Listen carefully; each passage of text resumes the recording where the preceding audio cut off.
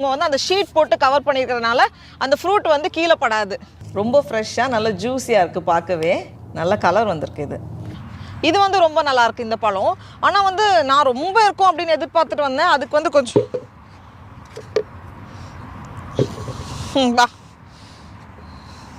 காலையில் 8 மணிக்கே ஓப்பன் பண்ணாங்க. அப்போவே வந்திருந்தோன்னா நமக்கு நிறைய கிடச்சிருக்கோம்.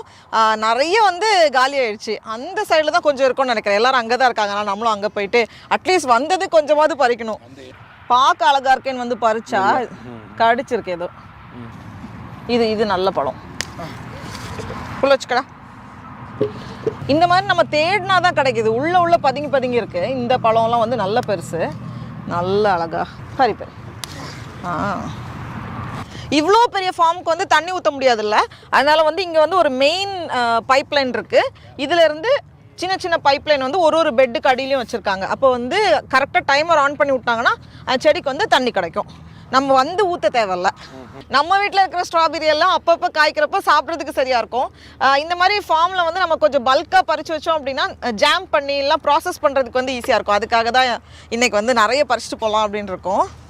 என் பக்கெட்டில் 3 தான் இருக்குது. அதுவும் இங்கெல்லாம் கலர் வரல.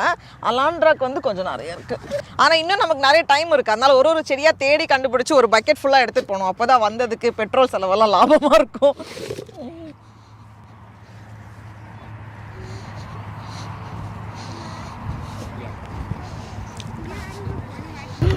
இங்கே பாரு இல்லை